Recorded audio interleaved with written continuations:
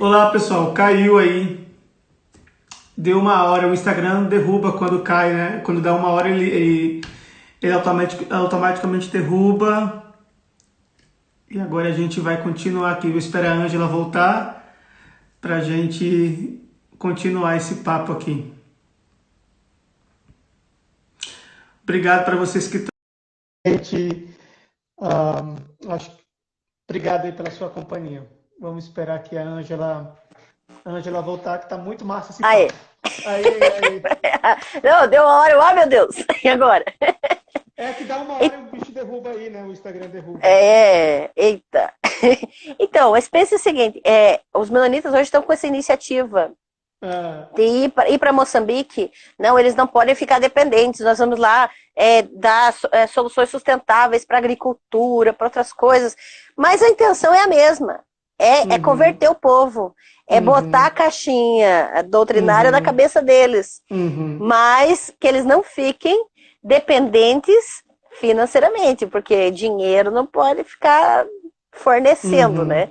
Então é muito engraçado quando eu ouço essas iniciativas de não, nós vamos levar opções sustentáveis para que eles sejam independentes. Mas você está indo lá fazer isso com uma doutrina em cima ou está indo só para ajudar mesmo? Nunca é só para ajudar. Aí Não. então é colonização, porque eles vão ficar independentes financeiramente, e isso só é vantagem para quem está fazendo esse domínio, né? Mas espiritualmente eles vão estar completamente dependentes. É, Emocionalmente também. é verdade. Eu faço um pouco desse paralelo, o seguinte, na época da missão da era do Iluminismo, essas expansões imperiais, né, do Império Britânico, que foi o império que mais enviou Uhum, missionários no mundo, né, digamos, de vertente sim. protestante.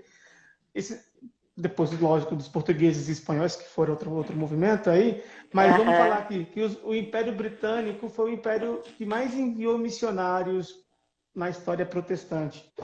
Esses camaradas, eles tinham por meta colonizar os lugares, embranquecer aquelas sociedades, Uhum, né? Higienizar aqueles lugares, mas também é. tinha aquele pegar, capturar as riquezas daqueles lugares.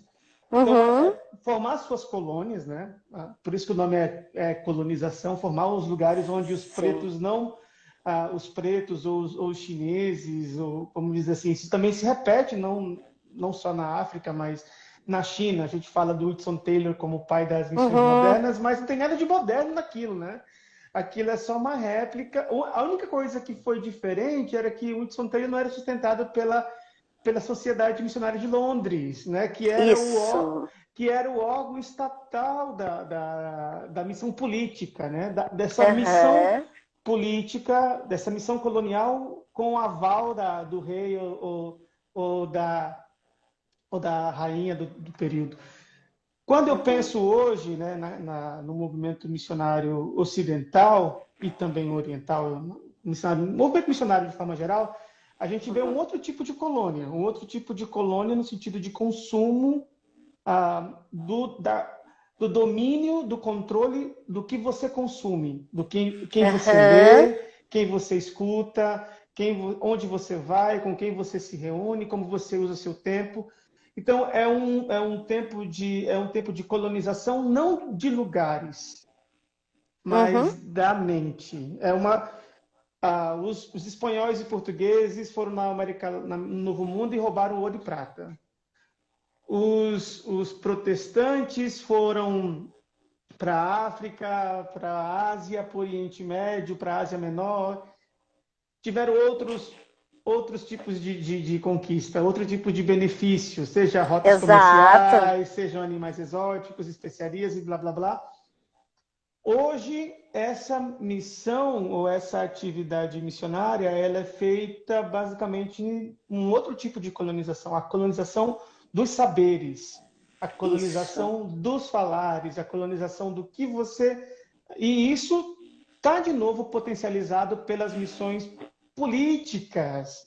Né? E a gente Uhum. vai dizer assim que esse filme se repete na história, cria-se um padrão, É. especialmente no pós-guerra, quando os Estados Unidos assumem a bola da vez, né, na teologia, a Europa, aliás, hoje faz 75 anos da queda do nazismo, né? Bela Uhum. tchau. Hoje faz Bela tchau. 75, Bela tchau.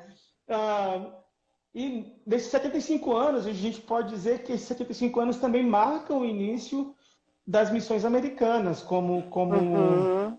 né, como eles sendo esses grandes empreendedores da obra missionária e replicando os modelos a partir de lá de cima. Os irmãos do norte, né, falando como o restante do mundo.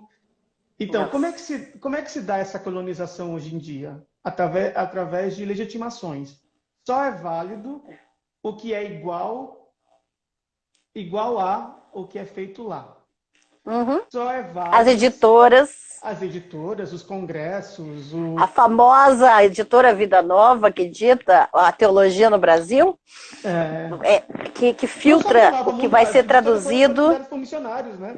A Mundo Uhum. Cristão, a Vida Nova, são editoras Sim. missionários. Uhum. E que traduz somente um tipo de material, que É, veta algum outro tipo de material. é, é verdade. E aí, esses modelos de missões do norte foram replicados de sul, leste e oeste. Só Uhum. que tendo a chancela prática do cala a boca, tô te pagando. É. Então, isso é o tipo de colonização que Uhum. existe hoje nas estruturas, né? Então, e a missão política, ela foi ganhando, especialmente nos anos 70, lá na Califórnia, com Peter Wagner, David É, Peter Cassagrave, Parker. essa turma daí, que foram missionários também lá na Ásia, né? Também Uhum. muita coisa surgiu por lá, avivamento da ilha de Sumatra, nos anos 60, Cara, aquela. que memória que você tem, cara. Meu Deus do céu. Cara, eu morei na Indonésia, então dá pra falar da ilha de Sumatra. Eu dei aula Nossa. num seminário na Indonésia, lá, pra você ter uma ideia. Fiz igual você, a sua história é muito parecida com a minha, Gente. mas a gente vê essa missão que a gente vai repetindo, inclusive uma leitura Uhum. fundamentalista, né, que precisa andar na cartilha dos irmãos do norte. Então a gente não deu espaço e é proibido que os missionários do campo, gente operacional, a gente dividiu. No Brasil esse ficou elitista, porque é caro Uhum. demais ser missionário, é caro É. demais conviver nesse métier, né? E essa turma criou um movimento mais ou menos elitista com castas, mas Uhum. no fundo, eles querem replicar, né? E eu digo eles, e até a gente também fez parte disso, né? De alguma maneira. Aliás, eu acho que de todas as maneiras que podia ser feito, a gente fez, trazendo essa leitura fundamentalista Uhum. do texto bíblico, sem essa reflexão, e despersonalizando todo mundo no caminho, porque todo mundo É. vira um número, todo mundo vira um Sim. resultado. E a pergunta básica quando você volta de férias é: quantas almas você ganhou? A, a Puta organização que que eu fiz pariu, né? é isso mesmo. Desculpa, é isso mesmo. É isso mesmo. Eu fiz parte de uma organização denominacional e na Junta de Missões Mundiais, né? Já que você falou, eu também tenho que falar a minha, vai. Vai, você tem nomes aqui. Não vai ficar só eu sujo na história. Não, eu fiz parte da Junta de Missões Mundiais dos Batistas. Eu ainda sou batista, né? Mas, como eu fiz, assim como eu e você fomos parte de uma missão denominacional, na missão denominacional a gente é obrigado a prestar relatórios trimestrais com a planilhazinha do Excel que vem no nosso e-mail, Nossa. para o nosso líder de campo. A gente tem que dizer quantas pessoas a gente evangelizou, quantas Nossa. pessoas a gente batizou, quantas pessoas a gente converteu, né? Vou usar essa palavra no pior sentido possível. Então, as pessoas passam a ser números, Uhum. metas. Uma das coisas que você falou e para mim também é muito forte, a gente também tem em comum de ter estudado letras.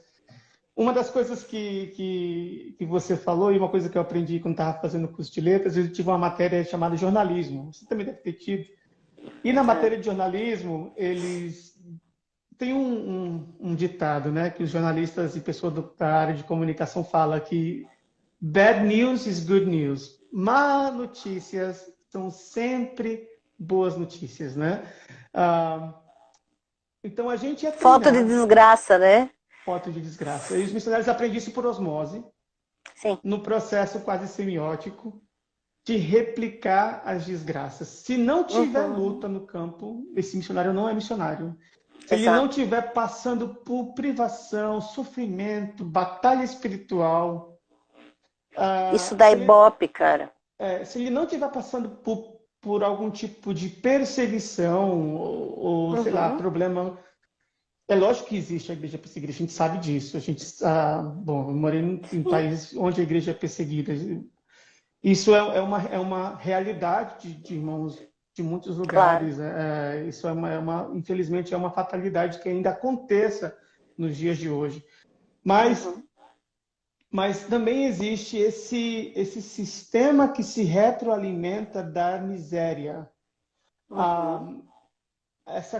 essa missão colonizadora ela escracha a miséria do outro, ela promove a pobreza, Uhum. ela promove, ela precisa que a pobreza seja perpétua, porque É. fala um pouco, eu estou falando muito, né? Não, amigo, eu falei mais do que eu falei quase toda outra hora. Então, essa missão colonizadora, ela precisa que haja os não convertidos, né? Os não convertidos, mas as perguntas são muito difíceis de ser respondidas. Porque a gente vai fazer uma pergunta avaliativa, mas convertido a quê? Convertido Uhum. do quê? Convertido como? Para quê? Para onde? Com quem? Esse tipo É. de perguntas, né, que tem que avaliar num nível mais profundo, né? É aquilo que o John Stott chamava de contracultura, né? Aquela coisa de Uhum. você avaliar a camada mais profunda, mas que a gente não avalia. A gente só quer que a camada repita a oração que o Billy Graham ensinou, Isso. ou a cruzada estudantil ensinou, ou o pessoal das Uhum. 4 leis espirituais ensinaram, e a gente vai repetindo esses modelos, a gente não tem capacidade, a gente quer que as pessoas sejam um número da nossa agremiação. Ela tem uma cadeirinha É. marcada, que elas cantem as músicas que a gente canta, que elas pensem o que a gente pensa, que elas leiam o que a Uhum. gente lê, que elas escutem as músicas que a gente escuta. A gente traduz ainda umas porcarias trazidas da Austrália, traduzida não sei de onde, Sim. e canta e repete. E aí surgem essas porcarias que é worship, hoje em dia é por aí.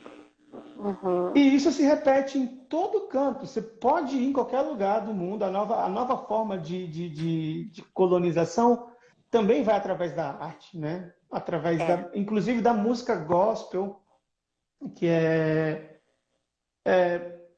terrível, né, nesse sentido, porque ela não É inacreditável. é É um lixo. inacreditável o desserviço que a música gospel faz no sentido de privar as pessoas de conhecer a verdadeira narrativa bíblica. É, e não estamos falando de gospel da cultura negra nos Estados Unidos. Nós Não, estamos falando do gospel no sentido das músicas crente, aqui do né? Brasil mesmo. No Brasil, Porque da Austrália, é, porque do Texas, da Califórnia, isso, que é exato, uma, é esse gospel, esse que não tem gospel. nada a ver com a cultura negra, que é maravilhosa e que Não. é, inclusive, foi desconectado deles por racismo, né? O gospel Uhum. hoje é esse da Austrália, é esse do Texas, é esse que dão ibope nas igrejas, mas É, completamente desconectado da cultura negra que nasceu ali, que tem raiz negra, né? é. E essa cultura gospel, ela é replicada nos ambientes missionários, ela é Sim. replicada nos campos missionários, essa cultura da Austrália.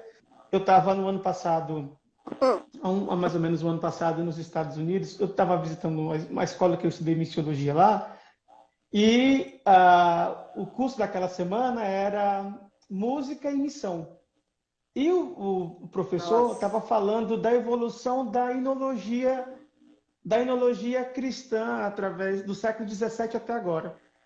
E aí ele Aham. pega aqueles missionários do final do período colonial, aqueles hinos que eram muito mais relacionados, até aquele que tocou lá no Titanic, né? Mais perto quero estar. Aham. Ele pega esses hinos todos, aí ele fala que existe esse fenômeno worship, esse fenômeno do Hillsong, que o Hillsong consegue ser cantado em chinês, em indonésio, em árabe, Uhum. que não se troca nem os acordes, nem as notas, nem até o timbre das Uhum. cantoras são iguais. Isso é um movimento que começou também lá na Califórnia, né, nos anos 90, Vineyard, aquela turma toda, que é a herança da teologia de É. domínio, né? A gente Sim. vê isso, que foi musicalizada, e a gente repete isso tudo sem ter a mínima capacidade de pensar. Então a gente tem isso como uma esfera. Depois a gente tem a missão política dos Estados Unidos, que começou com Uhum. Schaeffer, e aí Francis Schaeffer, o pai do fundamentalismo calvinista no Brasil, né? o pai do fundamentalismo, que não sabia que estava criando um monstro, né? Meu Deus Ah, do céu. Mas é isso. É só fazer o gancho, que é aquilo que eu. Ó, toda live eu vou repetir até todo mundo ler o livro. qual livro? Mostra Então, aí. Eu sei que você quer fazer propaganda de livro. não. Tá lá. Esse eu não peguei, mas tá ali. É o Anticristo na Bíblia e na História, do Ricardo Hum, Quadros Gouveia. hum, Ricardo Quadros Gouveia é um teólogo reformado. Mas, daí o que ele faz? Nesse livro é uma pesquisa exaustiva de é. tudo o que se fala, de tudo que a Bíblia fala sobre o anticristo, escatologia, e todo o desenvolvimento da escatologia das diferentes vertentes da história da igreja. Aham. Então, é um livro bem massivo, assim. Por que eu falo dele? Porque ele é um teólogo reformado que não é lido, geralmente, entre os reformados. E Ele, diga-se de passagem, reformado igual presbiteriano do Brasil, né? exato. Uhum, Então, o que acontece? Ele é uma das pessoas que as editoras é, prioritárias, né, na uhum. teologia no As mais Brasil, vendidas. Uhum, as mais vendidas, elas não traduzem, não reproduzem os livros dele. Ele publica pela fonte editorial, ele publica uhum, por editoras fora desse meio, uhum. porque simplesmente ele não é. E daí o que ele fala? Tem um outro livro dele chamado é, meu Deus, Piedade Pervertida, que é sobre o Uhum, fundamentalismo. uhum, E ele fala que ele foi basicamente cancelado, em outras palavras, né, mas ele fala que foi cancelado na teologia, por quê? Porque o pessoal presbiteriano no Brasil, mesma coisa acontece com os luteranos, pensa que eles sabem, conhecem a teologia deles. Só que a uhum. maior parte, por exemplo, do material de teologia luterana não está em português. Não, não Então, está. aí eles bebem aonde? Na fonte calvinista, na Uhum. fonte presbiteriana. Mais Aí acessível, banana né? tudo. Uhum, É. Aí banana tudo, porque eu vou lá na Faculdade Luterana de São Bento do Sul dar aula e eles estão tudo com a cabecinha calvinista. uhum. Conversa com eles, você parece estar conversando com um presbiteriano. É inacreditável. É, exatamente. Se ele soubesse das tretas da história, né? Meu Deus do céu! Exato. Ah, E daí o que acontece? Aí você vai uhum, ver, o pessoal calvinista também não conhece uhum, a teologia reformada de fora do Brasil. Porque não uhum. é tudo que vem para o português. Ou E outras aí ele. teologias reformadas, não é? Porque não existe só uma teologia Exato! reformada. E eles acham que só Ah, tem a deles. não, Aí não é você só fica, meu calvinista. Deus do Uhum, céu! E daí agem como se a cosmovisão cristã, que é a teologia do domínio na na atualidade versão aqui no gourmet, Brasil, né? Na versão gourmet. é, Uhum, é fruto desse calvinismo fundamentalista uhum, que simplesmente hoje não aceita o diferente, que demoniza a teologia da missão integral, que demoniza a teologia da libertação, que demoniza a uhum, teologia latino-americana. Por quê? uhum. Porque é colonizado, porque é fruto dessa colonização Ou porque ela tem um e pouquinho de aquilo couro, não é? Porque ela tem um pouquinho de tempo. Exato! Nossa!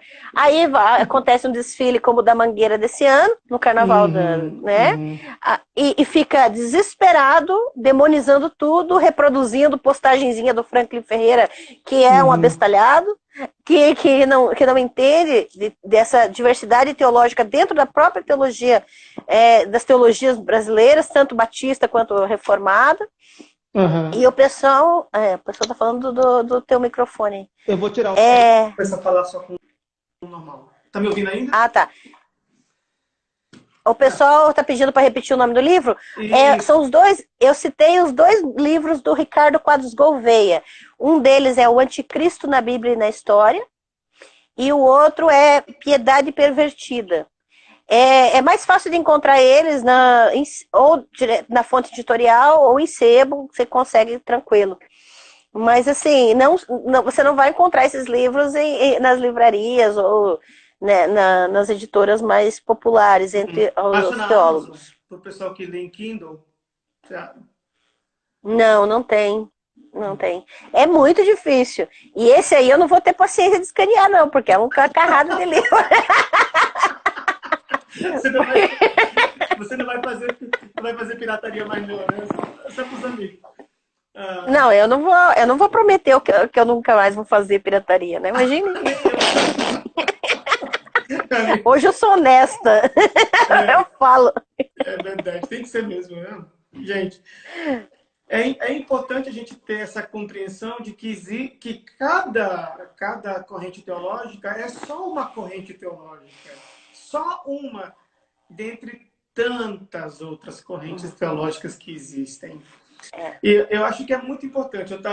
Eu não vou ter a sua biblioteca, você sabe disso, já falei contigo que esse é o meu sonho, mas com uma vida nômade, de trocar mundos que eu tive, jamais teria a oportunidade de ter. Mas eu tenho um tesouro que eu carrego comigo já há quase 15 anos, e para onde eu vou, ele vai comigo. Esse é o livro do Andrew Walls. O Andrew Walls foi um professor que... Deixa eu ver se está... O pessoal vai dizer que está muito tá baixo. Melhorou agora? É. Não sei se Sim, tá melhor, né? O melhorou Andrew até para Walls mim. foi um professor que eu tive. Né? O Andrew Walls é uma... Poxa vida, por que será que tá baixo? Né? Nossa, acho para ele. Eu tô ouvindo bem. Você tá ouvindo bem? Eu tô. Ah, então deixa eu pegar o outro fonezinho. Me dá um segundo. Vai respondendo o pessoal aí, Ângela, enquanto eu pego o outro microfone. Será que confia em mim a esse ponto? Eu vou deixar, ô Lud, eu vou deixar essa para ele responder.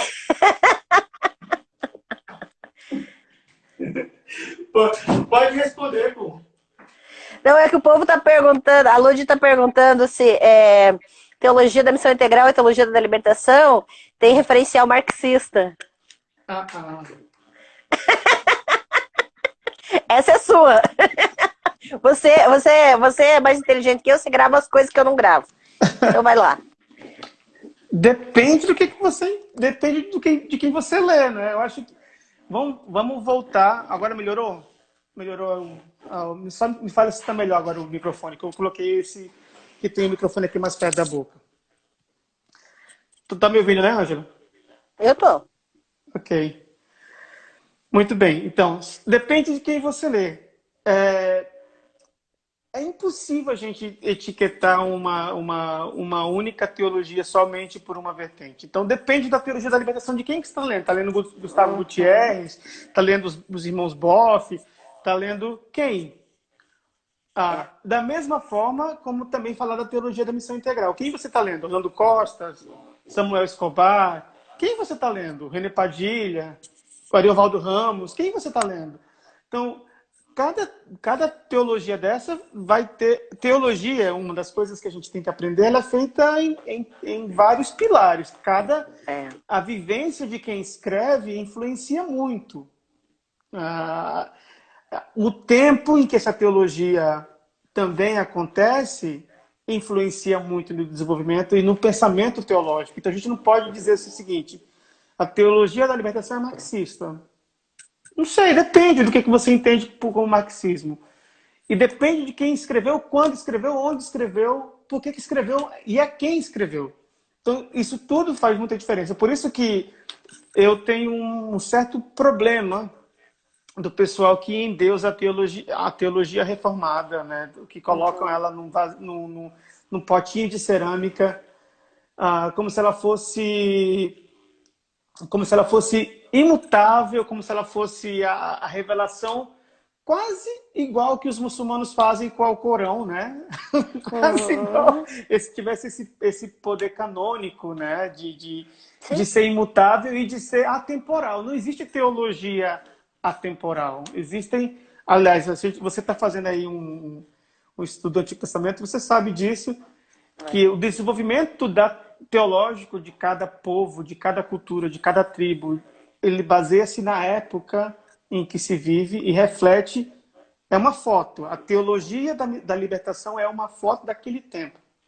Sim. Como que daqui a 40 ou 50 anos, quando alguém ouvir a nossa live aqui, vai entender que a gente está falando do nosso tempo, com esse recorte. Não existe teologias atemporais.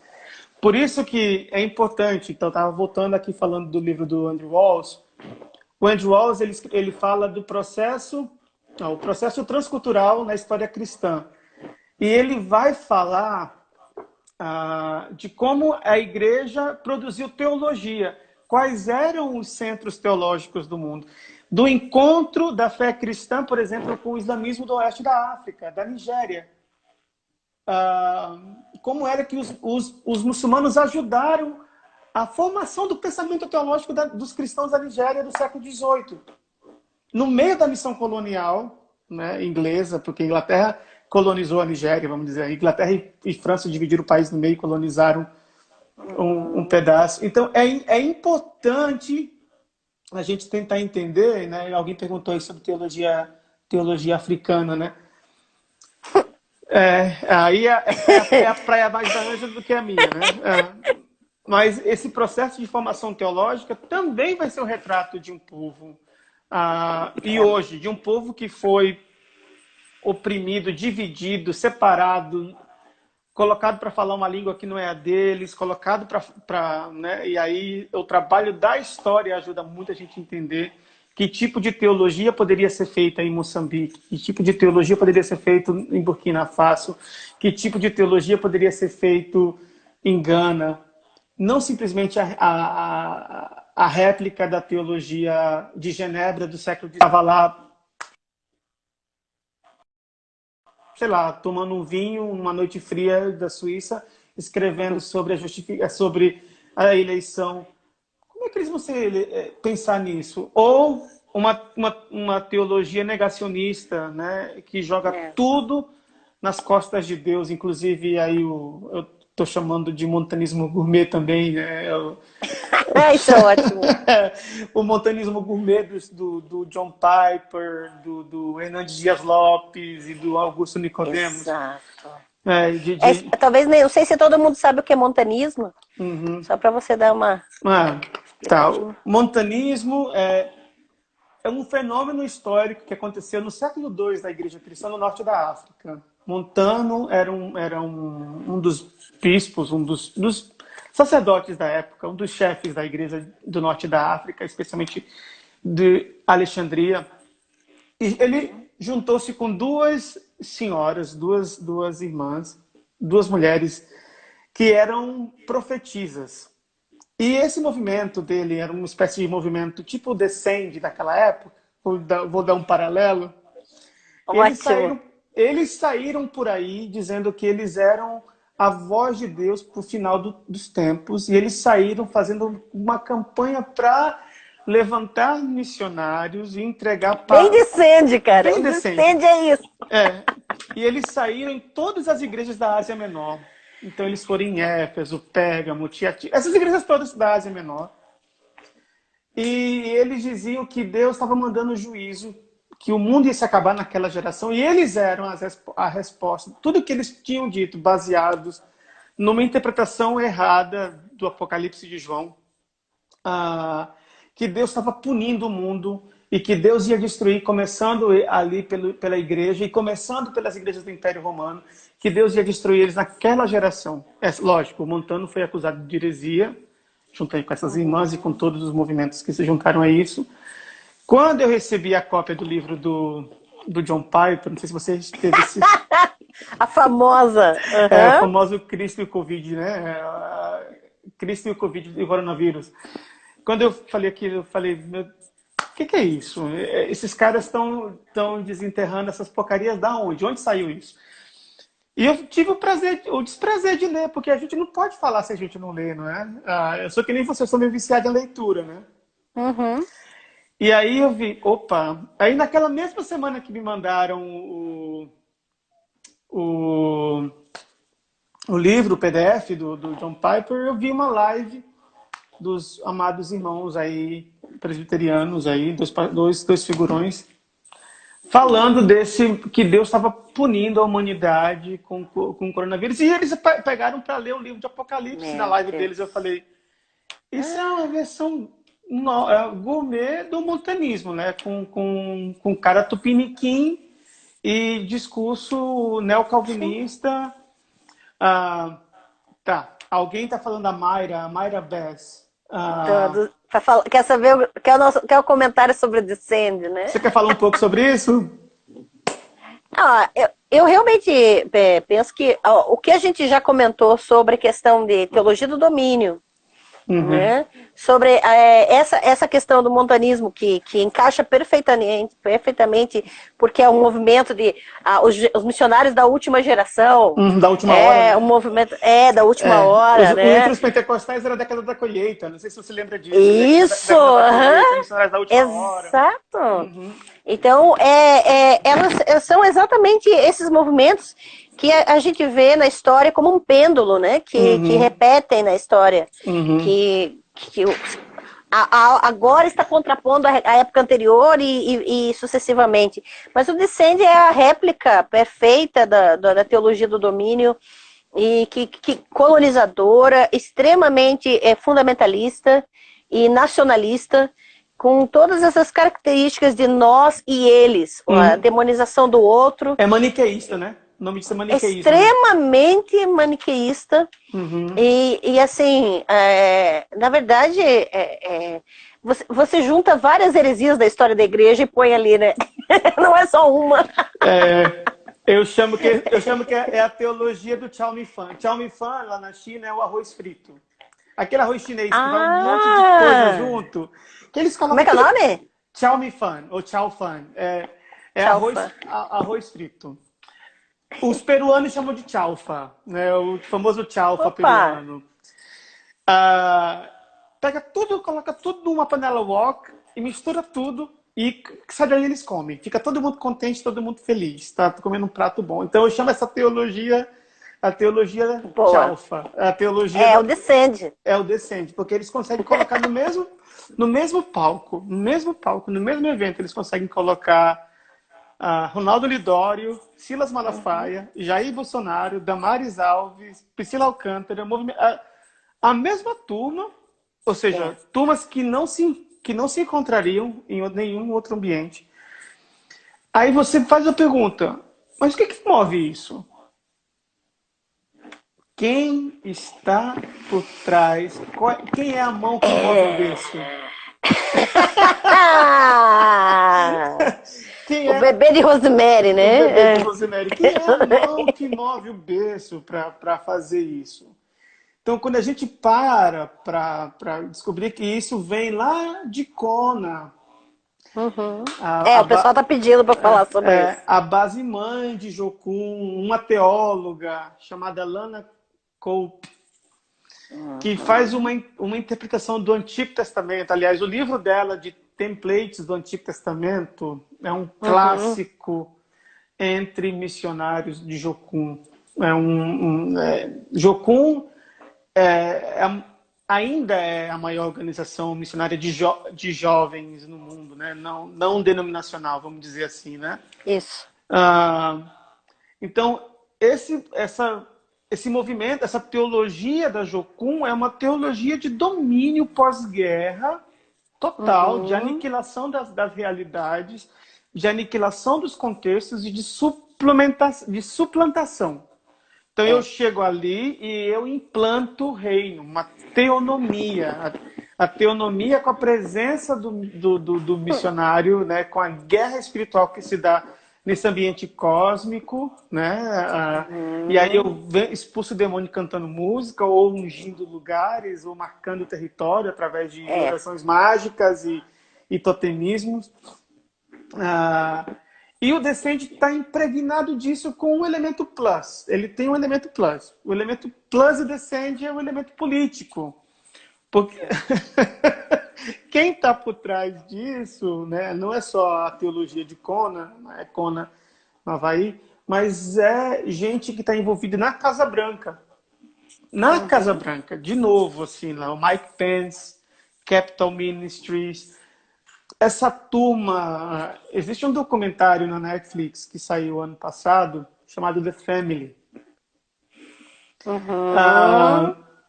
Se a gente quer entender um pouco dessa missão colonial e as mãos que movem os berços, por aí, né? As mãos que afagam as estruturas de poder religioso, a gente precisa meter o dedo na cara disso, meter o dedo nessa ferida. Quem está financiando isso, quem está promovendo isso, não é só o pessoal que tem boa intenção de levar cantor e missionários, gente boa, gente muito capaz. Eu não tenho nada para falar da idoneidade de nenhum desses missionários, jamais, mas o trágico. E isso aí mesmo. A mão por baixo a mão por trás.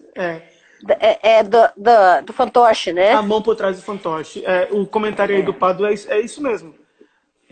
Exatamente. A missão americana é baseada nessa cosmologia deles. Eles entendem que eles são o novo Israel, que eles são responsáveis de trazer reino, justiça e liberdade econômica. Reino, justiça e liberdade econômica. Peraí. Em qual sentido? No mercado de consumo, inclusive no consumo da fé, no consumo, né? É liberal no consumo, né? Não igual aquele candidato do Partido Novo que disse que era liberal, como é que era? Meu Deus do céu. Conservador dos costumes e liberal não. E liberal na economia, mas é mais ou menos assim. É um negócio meio Partido Novo. Então, quem está por trás do Descende é isso. E nós, brasileiros, a gente tem o Nelson Rodrigues já dizia, né? A gente tem um eterno complexo de vira-lata. A gente vai copiar, repetir, postar hashtag na rede social, Descende, sem saber quem está por trás disso, né? E isso faz um mal terrível. Então, a gente tem um novo elemento, especialmente com a ascensão do Trump nos Estados Unidos e com essa denúncia clara de que existe uma igreja branca, supremacista, racista, xenófoba, que internaliza esse discurso homofóbica, tudo que tem de ruim, né, desse lado opressor e eu diria, tudo que Jesus não era. Tudo que Jesus não era e não é, né? Não faz, não faria. Essa igreja compra esse discurso, pinta ele de bonitinho, coloca umas musiquinhas de worship, música da Austrália. Massageia bem o ego. Massageia bem o ego, transforma Deus numa divindade mimada, egocêntrica e independente da minha música e dos meus atos de misericórdia e como é que é o livro do Ricardo? De piedade pervertida, né? Pervertida. Então, isso é muito, muito importante a gente analisar dessa forma. E a gente vê com essa ascensão do Trump, o que aconteceu? Abre-se um portal, né? Vou usar uma linguagem assim, metafórica, abre-se um portal e desse portal saem todos os ratos dos esgotos.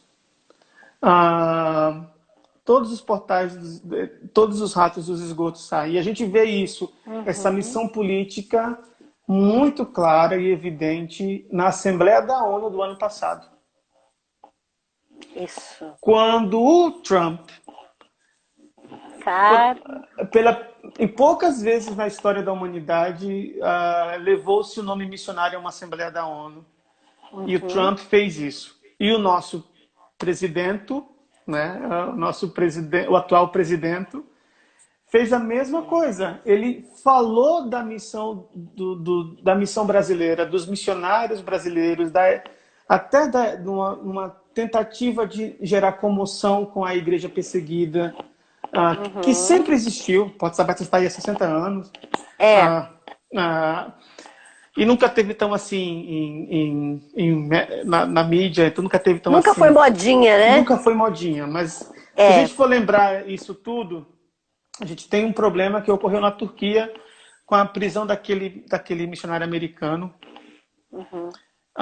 E toda a confusão que foi, e aquele irmão ficou preso um par de anos lá na Turquia, sem necessidade, toda a confusão que deu aquilo. A partir dali, ali é o estopim para essa nova missão política e essa nova etapa, eu diria, a missão colonial 2.0 ou 3.0, não sei como identificar esse fenômeno ainda.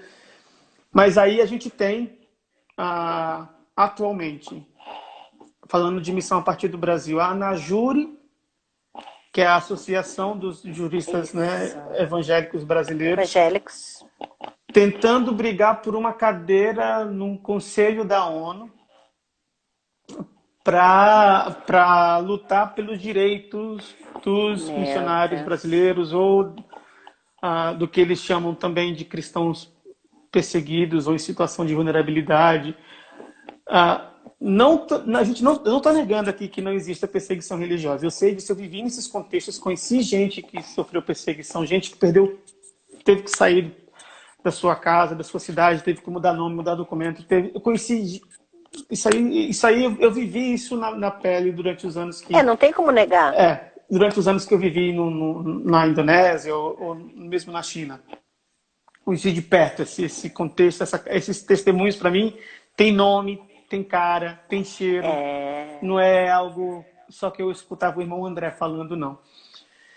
Mas não é nada que a gente nunca conseguiu ver ainda na história, até agora, dessa missão política que está mais parecendo lá com o começo da história da igreja, quando a igreja cristã se torna institucionalizada, lá com Constantino, esse poder dos oficiais da igreja junto com os oficiais políticos que determinavam a norma no Estado. Um dos primeiros atos e os primeiros concílios da história da igreja, para quem gosta de teologia patrística, vai lembrar de um pouco disso. Para quem gosta de história da igreja, vai ver que esses concílios foram propagando naquele tempo as culturas dos cancelamentos. Só que não era somente um cancelamento de fulano de tal, a gente não vai escutar mais o que fulano de tal disse. Era um cancelamento de morte, de perseguição a grupos que eles chamavam de herege. E esse movimento da missio política, né, vou usar a palavra assim, ela tem o mesmo gênese, ela tem o mesmo DNA e ela pode ter, por causa dessa teologia de domínio que consegue tocar fogo em terreiros de religiões afro-brasileiras, que consegue perseguir e condenar LGBTs, que consegue apedrejar pessoas em nome de Deus. Eu não sei, hoje de manhã eu vi uma notícia do site da China, um site chinês falando do Brasil, eu até coloquei lá no meu Twitter, uma enfermeira indígena, e o depoimento dela para mim foi uma das coisas mais comoventes que eu ouvi. Ela dizendo que eles estão morrendo de coronavírus, estão infectados, e o Estado nem sequer reconhece eles como gente. Isso para mim, isso me emociona de um jeito, dizer assim, onde estão essa turma que estava brigando há um mês e meio atrás, para colocar o avião da Novas Tribos lá dentro? Onde é que está a Damares nessa hora? que está fazendo um auê por causa do Suruahá. Então, onde que tá esses missionários que usam imagens de indígenas nas suas cartas mensais? Onde estão eles para defender a vida, a saúde dos indígenas? E trazer conscientização, e impedir, por exemplo, ir lá dar a cara para bater, impedindo o madeireiro de entrar, impedindo o grileiro de entrar, impedindo os ruralistas de aprovarem projetos a favor deles, para que eles, né, desbanquem os indígenas. Onde que está esse povo que usa a imagem do outro para se autopromover e promover sua própria missão, sua própria colonização, agora, na hora que essas pessoas precisam? Ou trazendo mais para o nosso dia a dia, agora desculpa, te cortei. Vai. Mas onde está, por exemplo, a questão de...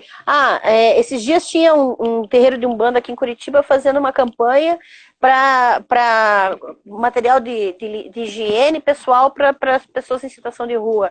Por que as igrejas não se associam a essas pessoas? Onde que está a vida? Os olhos de Jesus nas vidas das pessoas, acima das suas ideologias, das suas teologias. Vou fazer só a ponte para responder aqui o irmão que já fez 2 vezes a mesma pergunta sobre a África, né? Da abordagem. Qual a melhor abordagem teológica em países africanos? Meu amigo, a teologia, a Bíblia nasceu na África. Tá? A história bíblica, a narrativa bíblica nasceu na África. Existem teólogos africanos, existem teologias africanas, genuinamente africanas. Por que a gente primeiro não se dá o trabalho de aprender qual é a teologia deles, de aprender o que eles estão produzindo antes de querer levar alguma coisa nova, em vez de querer elaborar algo para eles, adaptado das nossas mentalidades e vivências, que muitas vezes não atendem nada à realidade deles. Então, a gente precisa, vamos levar isso para lá. Que nem eu fui lá, a Tainá tá aqui, né? A Bárbara também estava aqui. Eu fui para Juazeiro do Norte lá com o pessoal. Amo, saudade do pessoal de Juazeiro. Chega lá. Juazeiro. Nossa, que lugar maravilhoso. Olha, se fosse para escolher um lugar para morrer, eu queria morrer lá. Um lugar maravilhoso, pessoal maravilhoso.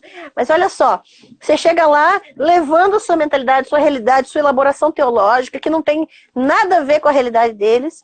Chega lá demonizando tudo. Isso aqui é imagem, isso aqui é demônio, isso aqui não pode, isso aqui é do diabo, isso aqui é idolatria.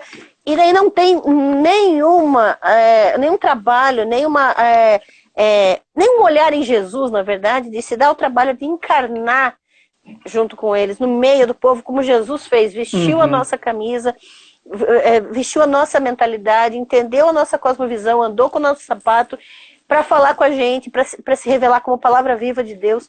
E a gente não se dá o trabalho de aprender com o povo, de caminhar com o povo, de sentir a dor, de chorar com quem está chorando, e de abrir o peito para levar um tiro, às vezes, na frente, para defendê-los. Isso a gente não tem coragem, a gente tem coragem de usar a imagem deles depois. Olha o que eu fui fazer lá, olha, eu fui lá evangelizar aquele povo, eu fui lá fazer isso com aquele povo, expondo a imagem deles como autopromoção, sem achando que tem algo a mais do que eles, como se não tivesse que aprender nada deles, que não tivesse que a gente ser transformado, como eu fui no caso, né?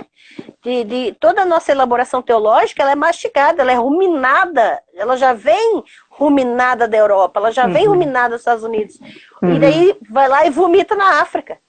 E não é dada a possibilidade de questionar, né? Exato!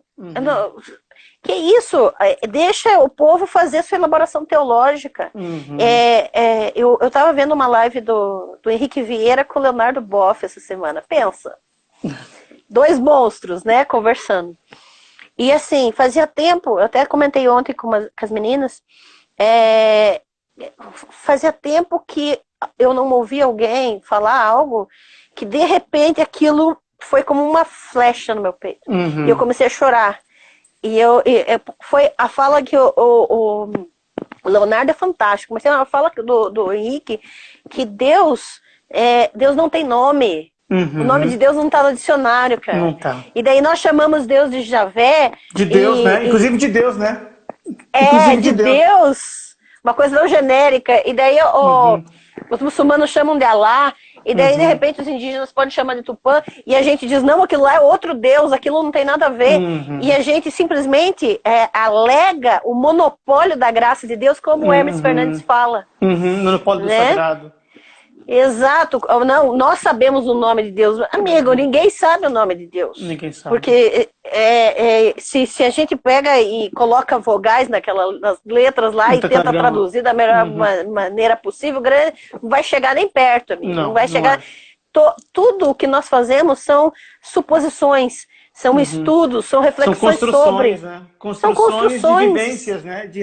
Com base no nosso óculos, com base na nossa interpretação. É verdade. Então é o máximo que a gente consegue. E vai agora afirmar que o outro é demônio e o nosso é Deus. Então a gente não deixa as pessoas construírem suas teologias, não deixa eles desenvolverem e construírem, a partir das suas vivências, aquilo que Deus está revelando para elas diretamente. A gente quer filtrar as coisas para as pessoas, quer dar comida mastigada ou vomitada de outro lugar. Então, e isso é tratar a missão como fábrica, como colonização. Em escala industrial mesmo. Escala industrial e tirar a humanidade das pessoas. A gente trata as pessoas como coisas. E a quem tudo isso serve? Todas as coisas que a gente está falando. As estruturas de poder, as estruturas econômicas.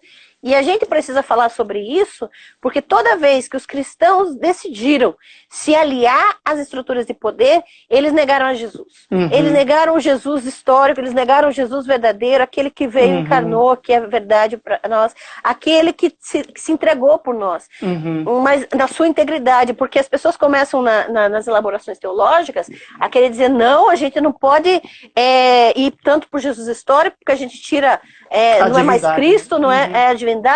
E como o Ricardo Quadros Gouveia fala no livro do Anticristo, ele fala que a gente foge do humanismo e cai no gnosticismo.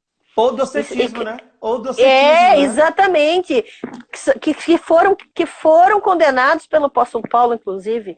Então, a gente vai elaborando tantas coisas e se colocando como verdade absoluta, mas o que a gente está buscando mesmo são essas estruturas de poder, são os favorecimentos do dinheiro que podem nos ajudar, e toda vez que os cristãos se aliaram ao poder, como no caso de César, o caso de Constantino, né? Todas as vezes que houve esse tipo de aliança, eles negaram a Cristo, eles negaram Jesus, deram um testemunho de vergonha para o nome de Jesus, e negaram, inclusive, imagine, eles seguiram o espírito do anticristo, porque na carta de 1 João fala que se você nega que Jesus veio em carne, se você nega o Jesus histórico, você realmente tá seguindo o anticristo. Então, a gente precisa ter esse tipo de discernimento, né? Que essas alianças com o poder aqui no Brasil, por exemplo, com a questão de tomar cargos de poder. Você pode ter um cargo político, claro, agora aliar isso ao evangelho, você está pervertendo e negando o próprio evangelho, negando a Cristo. No Brasil, a religião, a política tomou um aspecto sectário religioso, né? Exatamente, com justificativas tão equivocadas. Eu já ouvi gente dizer, não, mas olha o rei Davi, que trouxe... Cara, se o povo estudar sobre Davi, na real mesmo, esse povo nunca mais vai falar o nome dele. Não, nunca mais. Porque o que foi Davi com aqueles ídolos na casa dele, com aquelas coisas... Original, né? Não tem nada original. Não, Davi, cara... Não, e na verdade ainda não vão nem atrás do Davi real, que o Davi que as pessoas pregam na igreja não tem nada a ver com o Davi real, né? Mas assim, ele tem muito mais a ver com o Lampião, o cangaceiro, do que qualquer outra figura histórica. Claro. E as pessoas simplesmente não querem estudar, elas querem dizer que elas sabem, que nem esse caso. Eu até entendo a pergunta do irmão ali, porque eu já me fiz essa pergunta, né? Qual é a melhor maneira de ensinar? Vou pegar esse livro para falar da perspectiva africana. Eu já ensinei isso. Agora, pense se essa forma de raciocinar, essa própria forma de querer buscar uma abordagem, não é esse espírito colonizador dentro da gente, esse espírito supremacista dentro da gente. Que já sabe as respostas, né, para perguntas que nem foram feitas ainda. Exatamente, que quer levar um pacote, que quer elaborar alguma coisa. Quem disse que eles precisam da gente? Eles estão muito melhor sem a gente. Nós precisamos aprender, nós precisamos ouvir coisas que a gente não faz. É ouvir o povo e ver Deus se manifestando no povo, Deus se manifestando lá, como Deus está se revelando lá, como Deus se revela aqui. Jesus, ele não tem fronteiras, ele não precisa da nossa teologia para se revelar, para ninguém. Para ninguém. Então, a gente precisa também elaborar essa nova forma de missão, né? Daí, antes... Seus conselhos para essa nova forma de missão. Falei para nós. Algumas dicas para a gente. Tem algumas dicas. Esses livros aqui estão em espanhol. Por quê? Porque tem um grupo na Argentina, no Peru, de cristãos. Os menonitas, tem os menonitas lá, que não tem nada a ver com os menonitas daqui. São os anabatistas que participam do movimento ecumênico, por exemplo. Que aqui no Brasil é demonizado, né? Demonizado. Mas tem um fundo político, né? Claro. 1964, então, Rubem Alves. Olha isso, missão sem conquista, de como trabalhar com os nativos e ver. Na verdade, não é nem permitir, porque a gente não permite nada, a gente não é dono de ninguém. Mas a gente saber experienciar a construção do próprio povo a respeito de Deus. Cara, isso aqui é maravilhoso. É você respeitar os povos originários, os povos nativos, com as suas identidades, com as suas construções teológicas. Isso aqui é maravilhoso. Mas além do espírito imperial, são materiais assim que... esses não tem em português, mas tem em espanhol. E olha só que interessante. Edições Cairós, o nome, olha que coincidência. Do René Padilha, não é? A Fundação do René Padilha. Amigo. Então você vai ver muitos materiais nesse sentido, se você... Agora, a Sinodal e a Este produzem coisas muito interessantes, né? Por exemplo, Missão como Compaixão. Esse aqui é da Sinodal. E veja que quando você começa a entender missão, não como você levar algo, mas você aprender a estender a mão, ou de acordo com a necessidade do outro, você aprender a repartir, aprender a receber também, porque a gente não aprende a receber as coisas, a receber a entendimento do outro, a interpretação do outro, a ouvir o outro, a reelaborar sua própria teologia a partir do outro. Isso é fundamental.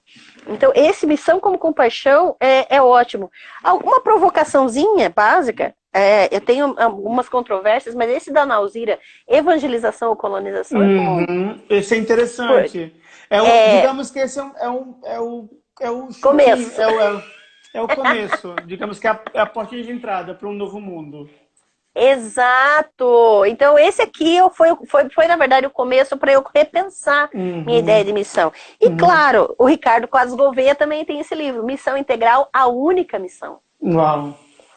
Esse é do Ricardo Quadros Gouveia, pela editora Garimpo. Veja que ele só pega editoras marginais. Que ninguém tá dando.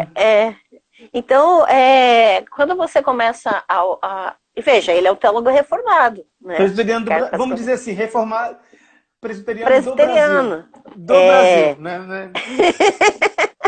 Mas é aquela coisa são materiais, eu não peguei muitos livros, mas são porque não se fala de colonialismo relacionado à missão quase. E se você falar, você não vai ser publicado, né? Se você não financiar a sua publicação. E isso já é um sinal da colonização que nós estamos tendo. Nós vivemos, que nós somos submetidos a essa colonização.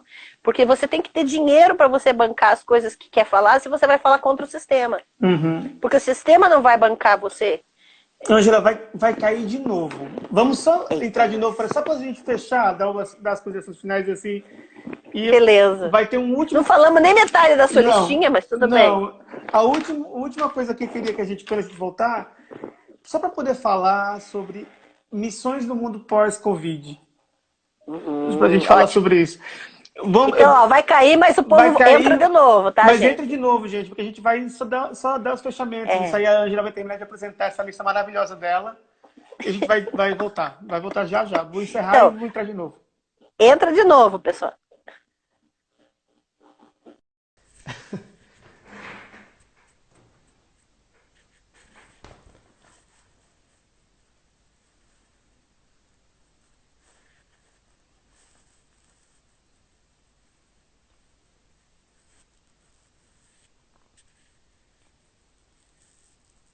Olá, Priscila. Olá. Rafa, você tá ainda aí, rapaz? Lídia, tá aí desde o começo. Que bom ver vocês aí. A Angela já voltou. Portei. Então, você estava falando dos livros aí, quando... Sim, e é uma coisa que a gente tem que começar a prestar atenção, que livros estão à nossa disposição.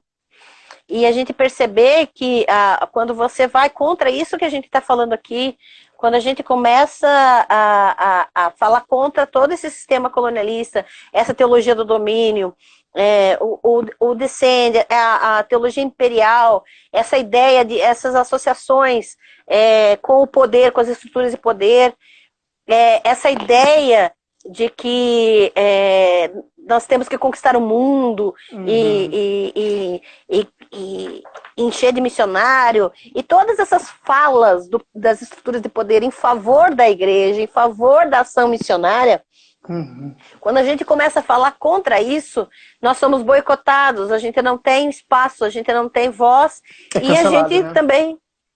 a gente fica sem, inclusive, financiamento. Quando a gente pode falar sobre, a gente tem, por exemplo, um público pequeno. Porque as pessoas não estão habituadas a ouvir sobre isso, e daí taxam a gente de louco, de fora do sistema. Você ficou magoado por isso que você está falando isso. Essas questõezinhas todas, né, essas picuinhas todas. E assim, eu confesso que de tudo que eu já passei, como faz só 1 ano e pouco que eu saí oficialmente, né, de toda a estrutura missionária, e faz 1 ano mais ou menos que eu saí da estrutura de CNPJ, porque para mim hoje uma igreja que é uma estrutura com CNPJ, que entra no sistema, isso não é igreja, isso não representa igreja. A gente associar seguidor de Jesus como participar de um CNPJ, ou seja, com estar encaixado dentro de um sistema, isso é um equívoco enorme. E a gente simplesmente se acostumou com isso. E taxar a pessoa que não frequenta uma reunião semanal como desviado do evangelho. Veja exato, a que ponto nós chegamos, ou aqui a gente está comparando Cristo, né, com uma estrutura associada ao poder. E veja o quanto tudo está relacionado na nossa mente. Então, quando a gente fala da literatura, você vai encontrar pouquíssimos materiais, mas geralmente nas margens. É o que você vai encontrar de pessoas que não são procuradas para falar nas igrejas, pessoas que não têm um financiamento das igrejas, que não sobrevivem a partir de sustento de igreja, ou que, de certa forma... são demonizados, por exemplo, nas faculdades teológicas, não se recomenda livro dessas pessoas, não se chama essas pessoas para falar. Então, se você quer recomendação, você vai ter que ir a fundo. E assim, até que ponto as pessoas estão disponíveis após Covid, por exemplo, que a igreja nunca mais vai ser a mesma depois dessa pandemia. A gente não pode se iludir de que as estruturas vão ser as mesmas, de que tudo vai voltar ao normal. Não existe mais normal, né? Não tem mais. A questão é uma ótima oportunidade para a gente se converter nessa época. Para a gente olhar, voltar nossos olhos para Jesus e começar a olhar as pessoas nos olhos. Começar a olhar as vidas e prestar atenção no que a gente está olhando. Não olhar para elas na intenção de oferecer alguma coisa. O povo tem pavor de vendedor na rua, de gente que quer oferecer cartão de loja, mas é essa postura o testemunho de Jeová, né? O testemunho de Jeová, né? Gente, eu tenho até dó dos testemunhos de Jeová, sabe por quê? Porque a gente é igual, porque a gente não é nada diferente, porque a gente só olha para uma pessoa, de fato, quando a gente quer que ela engula o nosso evangelho, engula a nossa doutrina. A gente só se dá o trabalho de falar com alguém quando a gente quer converter ela. Então, aquela coisa, eu só me relaciono com quem eu quero quero que se converta através da minha vida. Então, a gente não vê as pessoas, a gente não olha, não enxerga as pessoas. E é uma ótima oportunidade da gente começar a olhar para os lados, a ver onde eu posso ser o braço de Jesus, onde eu posso ir e atender as necessidades de fato, sem querer pregar para elas, sem querer enfiar uma ideia, uma doutrina goela abaixo, mas servir sem esperar nada em troca, de fato. Servir como Jesus serviu, e procurar o rosto de Cristo nessas pessoas. Procurar o que como a gente vai aprender a enxergá-lo nessas pessoas. Porque a gente não espera ver Jesus nessas pessoas, por isso que a gente não enxerga. Então, a gente acha que Jesus só está com a gente. Jesus é um carinha muito comportado, né? Jesus é um carinha muito almofadinha, né? Muito... Esse processo que a gente está vivendo, né? Tá tudo interligado. A gente sempre vai voltar para o lance da missão colonial, da missão colonialista. E uma das coisas que movimentaram e movimentam esse pensamento, especialmente agora surgiram nos anos 2000, não sei se você deve ter ouvido falar, né? A influência, o pessoal as 7 áreas de influência, as 7 montanhas. Você deve ter ouvido falar, os Guinness. Sim! Gosto muito Isso aqui, né? Isso aqui? O chamado. Os Guinness. Sabia que surgiu o nome dele? Os Guinness. Essas montanhas foram todas derrubadas com esse Covid-19. Não existe possibilidade dos nossos discursos serem os mesmos. Essa pandemia veio como um divisor de águas na igreja do mundo inteiro para denunciar a falência das estruturas de poder, de dominação, de controle. Como denúncia profética, vou usar aqui, né? Eu vou usar um linguajar, o vocabulário colonialista. Vou usar o vocabulário que eu não gosto de usar, porque esse vocabulário é demodê. Todas essas coisas é tudo demodê. Mas ela veio como uma ação profética para denunciar, né? Para botar o dedo na cara e dizer assim, vocês falharam. Não adianta vocês, com o seu discurso de pureza, de superioridade. Vocês falharam. Moralismo, né? Moralismo, de capitalismo, de consumo desenfreado, de não cuidado com a criação. Não sei, uma cena que vai ficar para mim marcada como uma cena dessa pandemia é daquele pessoal que estava dormindo no estacionamento nos Estados Unidos. Estacionamento... que marcaram. Marcaram, separaram. E isso, para mim, é a denúncia Meu Deus do céu. Da maior nação protestante do planeta, a incapacidade dos Estados Unidos e da sua Igreja Nacional, agora eu vou falar assim, né? Da sua Igreja Nacional não lidar com esse problema. Se a gente olha para o Brasil, a situação ainda é pior. Porque o relato dos indígenas, o relato dos mais vulneráveis da sociedade, a humilhação das pessoas tentando receber há mais de um mês o auxílio emergência, que não é mais emergência. Porque uma emergência que está à espera um mês já não é mais emergência, já é uma situação de calamidade. E o descaso dessa igreja, quando um dos ministros, diga-se de passagem, reformado, abre sua boca e seu discurso chamando o atual presidente de profeta, e ele se coloca, o adjetivo que ele se chama, para mim é muito marcante. A gente também tem em comum gostar de linguística, né? E gostar de análise de discurso. Sim! A gente é parecido pra caramba, Ângelo, um monte de coisa. Nossa, cara, a gente é meio gêmeo, né? É irmão gêmeo, pô. Aquele cara dizer que ele usou o adjetivo, ele usou o título de missionário, o atual ministro da Justiça, ele disse que o Bolsonaro era o profeta. Vou ter que cuspir. Sujou a boca, cara, depois álcool. Falei francês. Esse é o palavrão, Esse é o palavrão. Esse camarada era profeta e que esse ministro era missionário desse governo,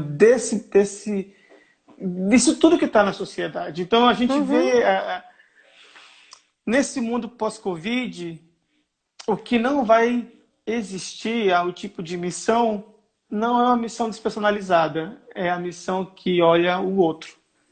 É a missão que estende a mão. No mundo em que todo mundo está fugindo de toque,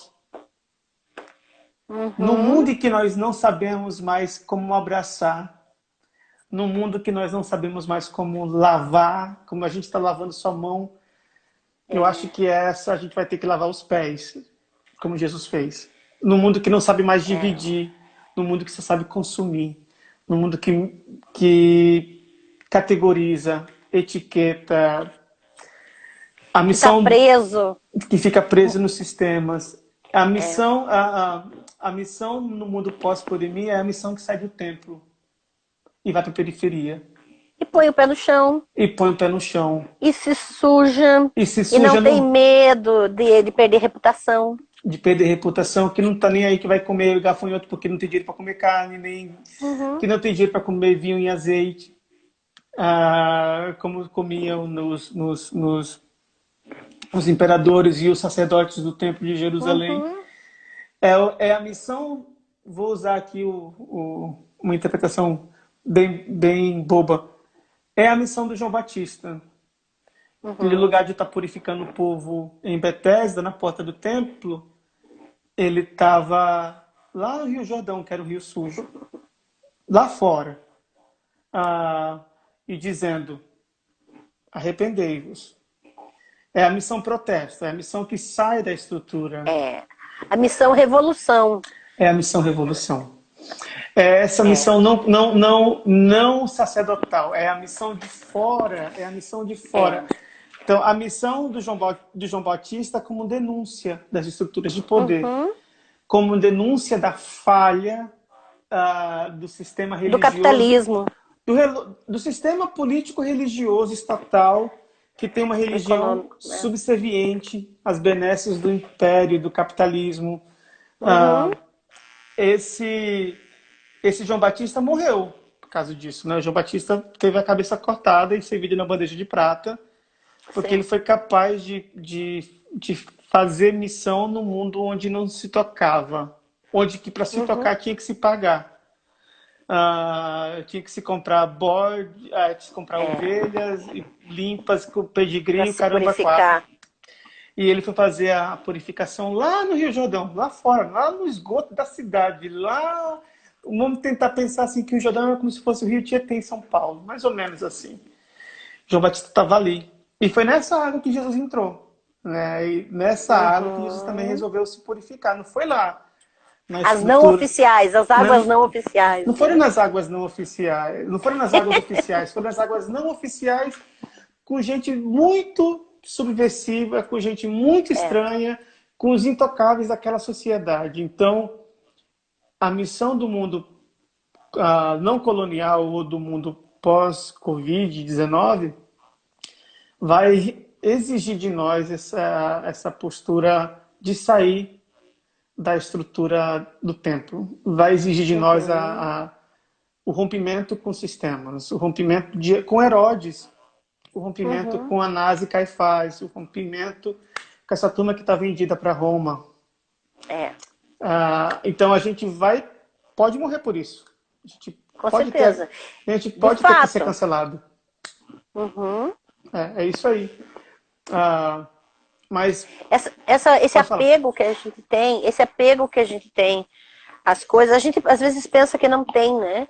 Mas assim, até que ponto você está disposto a seguir Jesus nessa sociedade pós-Covid, a ponto de não pregar para ninguém, Uhum. de parar de querer converter alguém, porque Uhum. isso não é o seu papel, isso não é missão. Uhum. Isso não tem a ver com evangelização. Isso não tem nada a ver com Jesus, Uhum. né? A ideia de converter almas e converter vidas, isso faz parte da indústria Isso é indústria. colonialista. É um mercado religioso. E até que ponto a gente vai parar essa máquina? Porque ainda corre o risco das pessoas tentarem ressuscitar o sistema.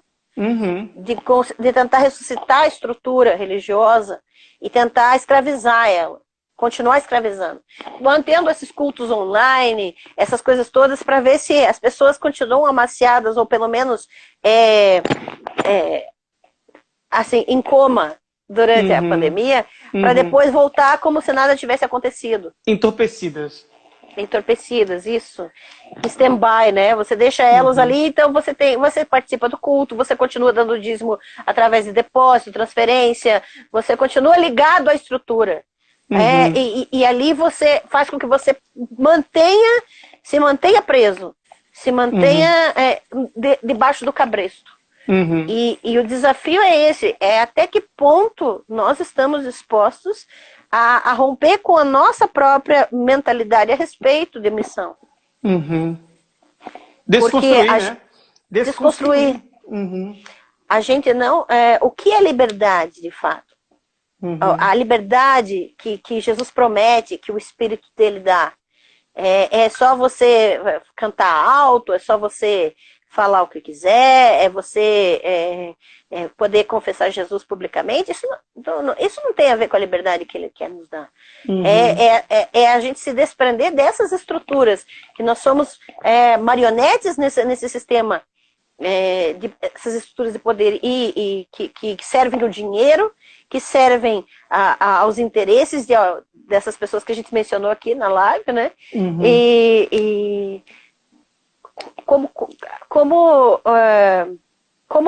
Qual vai ser a nossa decisão? Se a gente vai cortar essas cordas das nossas marionetes, ou vai simplesmente ficar em stand-by esperando a coisa ressuscitar, mesmo que não seja.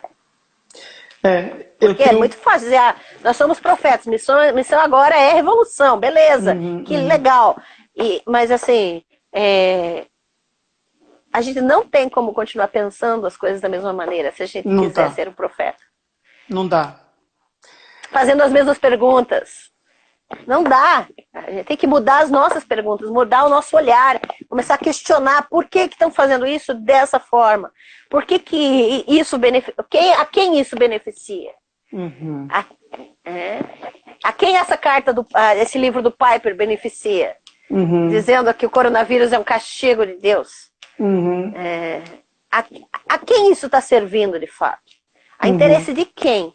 E não a receber isso como vindo da boca de Deus, porque essas pessoas não são deuses. Não. E começar a questionar por que não só tem os mesmos autores, as mesmas editoras, os mesmos livros que circulam na faculdade teológica? Por que a gente não lê esses outros autores que a gente ouve aí fora? Por que teologia da libertação é do diabo para algumas faculdades teológicas? Por quê? Por que teologia latino-americana não serve? Não presta?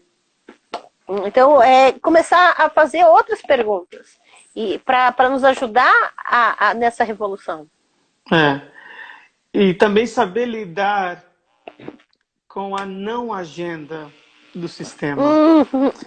Eu acho que é um dos problemas que talvez eu e você a gente tenha tido no nosso processo de detox.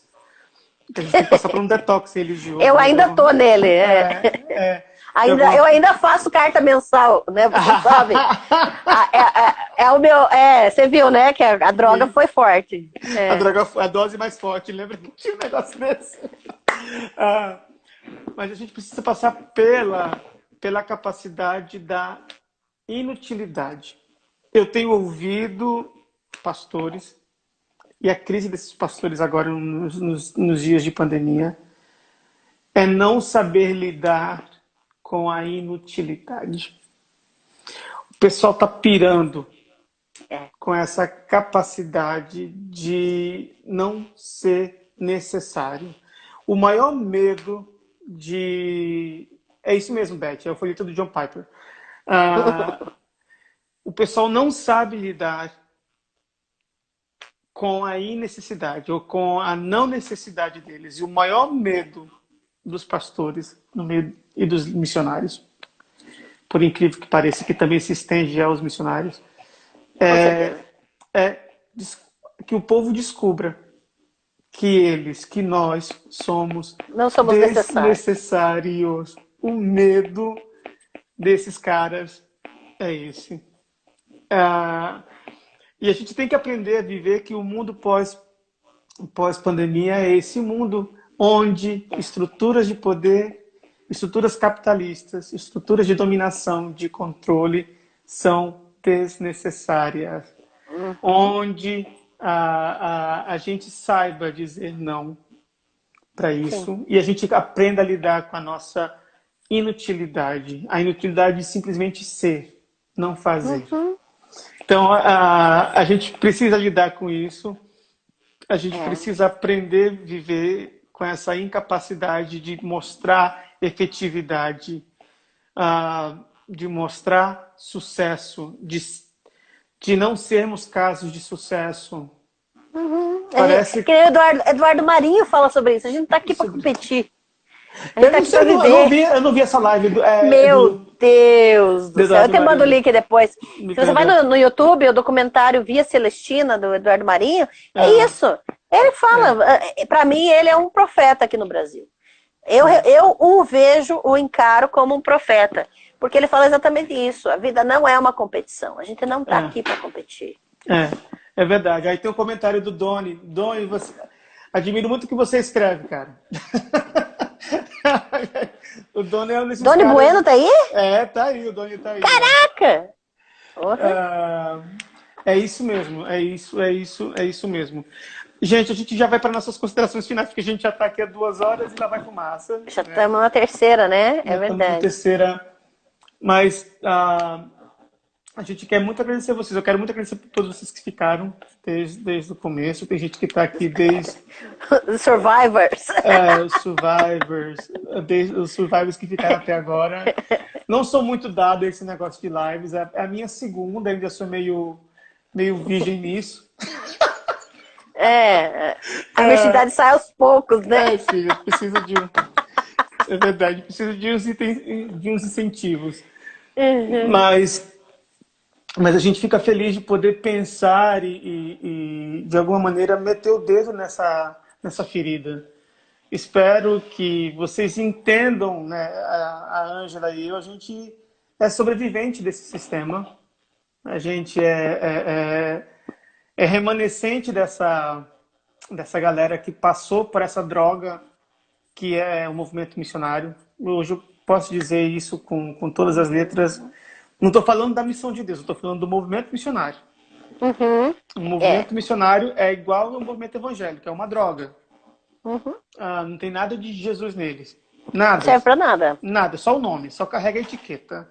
Igual aqueles carros que a galera colocam lá. Propriedade do Senhor Jesus. É só a etiqueta, não tem nada de Jesus. Não tem nada de Jesus lá. Então o movimento evangélico é só isso.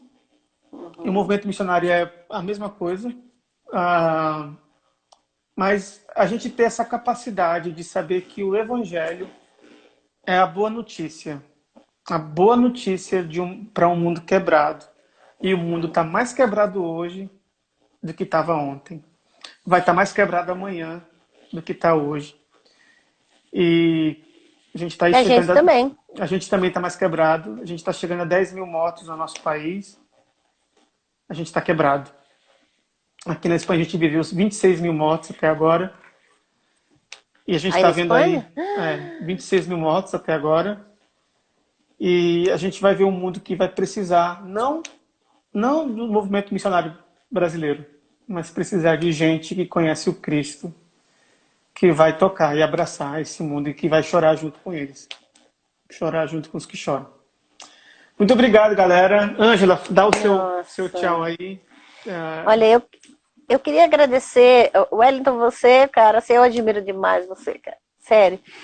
A sua capacidade de lembrar de tanta coisa, seu coração, nossa, seu carinho. Eu te admiro demais. Ainda, não, a gente tem que fazer um encontro depois dessa loucura para bagunçar. Muito obrigada pela paciência. E tomar uma Heineken, né, também junto, né? Pelo amor de Deus, uma caixa. No mínimo, né? Assim, mas assim, agradeço sua paciência e seu carinho. Sua paciência com essa live aqui, porque eu não tenho a cabeça que você tem de guardar tanto nome e né, sequência, sua organização, que eu não tenho. O Wellington fez uma lista. Ele fez roteiro. Teve roteiro, gente. Teve roteiro que eu não segui nada. Mas agradeço de coração. Agradeço cada um que assistiu, né? Mesmo que seja um trechinho. E quero deixar, né, pelo menos registrado, o meu agradecimento também à Igreja do Armazém, pessoal o Barba do Teologia de Boteco, porque nesse último ano, eu creio que comunidades assim precisam nascer, que não tem um CNPJ, que não tem um lugar, que não estão presos a estruturas, a paredes, a ritos, mas que são gente e que estão me ensinando a ser gente, porque eu confesso que eu ainda não sei. Uma das minhas orações mais frequentes, na verdade, eu oro pouco ultimamente, porque eu tenho me envergonhado muito diante de Deus, repensando a minha história, né? Nessa obra missionária, né? E o quanto eu me envergonho, o quanto eu me arrependo de ter sido voz nisso, então eu tenho orado muito pouco nesse sentido. Mas a minha oração, tanto dos meus lábios quanto do meu coração, é que Jesus me ensine a ser gente. Me ensine a ser tão humana quanto Ele. E eu sei que eu não vou ser tão humana quanto Ele até morrer, né? Mas quem está me ensinando isso no dia a dia é o pessoal da Igreja do Armazém. Aprendendo a falar o que eu sou, e aprendendo a rirem da minha cara e eu poder rir dos outros também, a poder falar asneira e não tá bem, e aprendendo a aceitar que eu não tô bem, e isso e chorar mesmo, e ouvir. Então são coisas tão soltas e tão básicas, mas que eu não aprendi todos esses anos. Em missão ou dentro de estruturas religiosas. Eu oro, a minha oração é que todas as pessoas que eu ensinei até hoje, que tenham a oportunidade de serem livres. De tudo o que eu ensinei, de todas as asneiras que eu disse, que elas tenham a oportunidade de ir contra aquilo que eu ensinei para elas. De furarem essa bolha, de furarem esse sistema, porque a gente precisa ser livre, e ser livre é correr risco, ser livre é estar vulnerável, ser livre é correr risco de vida, e a gente precisa ser livre, e precisa sair da nossa caixinha, e deixar os outros livres também. Isso é missão. É deixar, não querer aprisionar ninguém. Então, eu agradeço muito a oportunidade de vocês ouvirem a gente, de ouvir as asneiras. Obrigado porque vocês... Catarse, né? Nossa!